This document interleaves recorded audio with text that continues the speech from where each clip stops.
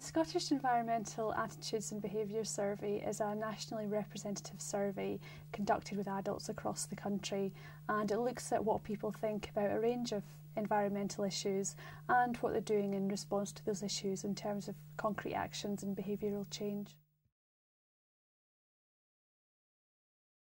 In terms of people's knowledge of climate change, around half said that they knew a great deal or a fair amount about climate change. The rest said they knew not very much or nothing at all. However, a majority said that climate change is an immediate and urgent problem, and they disagreed that climate change was only a problem affecting other countries.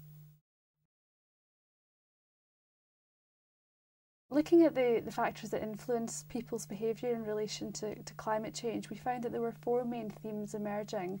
So those were cost, convenience, whether there's practical alternatives, and just the sheer availability of alternatives. We presented all respondents in the survey with a list of day-to-day energy-saving behaviours and asked them how important they thought it was to perform each. And we found that for almost all of them, large majority said it was very important to do these things. Specifically, around 9 in 10 said it was important to turn off lights in rooms that aren't being used, hang their washing up to dry rather than using a tumble dryer in the summer, use energy-saving light bulbs where possible. 83% thought it was important to avoid filling the kettle with more water than they're going to use, and around 3/4 thought it was important to turn off the heating when they're going out for a few hours and turn off the tap when brushing their teeth. We asked specifically about whether people recycled, and we asked whether they recycled in terms of a number of different types of products, so whether they recycled bottles or cans or paper. And there was a variety of different responses. Generally, it was one of the most common green behaviours that we found in the survey. Certainly where it's easiest to recycle, where there's curbside recycling facilities, there was a higher proportion of people who actually undertook recycling. However, it's still not a universally undertaken behaviour. I think that around 1/4 of people still don't always recycle their bottles, even where curbside recycling facilities are available for that. The behaviours that people find it less easy to do, or perhaps are less willing to do, are definitely those things that are really requiring more of a sacrifice on the part of the individual, whether that's in cost terms or convenience, if you like. Certainly people are very attached to their cars, and we found that of those who have a car and who live within a mile from work, 44% drive there, and of the whole sample, 2/3 use their car every day. We asked people who had bought a fridge or a freezer in the last year whether they knew the energy efficiency rating of it, and a majority didn't actually know that.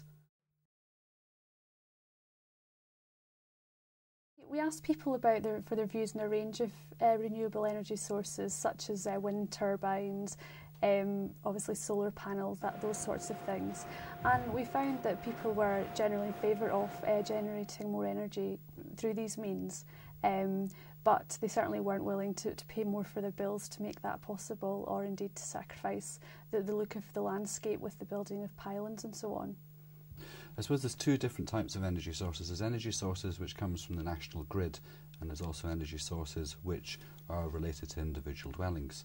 So one part of the survey was to ask about the sources which come under the umbrella of microgeneration, the sources which are linked to individual dwellings. For example, solar panels, photovoltaics, or mini hydroelectric schemes.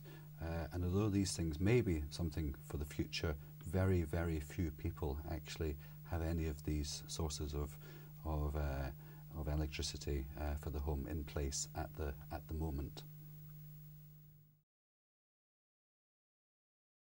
The link between attitudes and behaviours was very interesting. Those who are most attitudinally green are more likely to undertake some behaviours, but this only goes so far.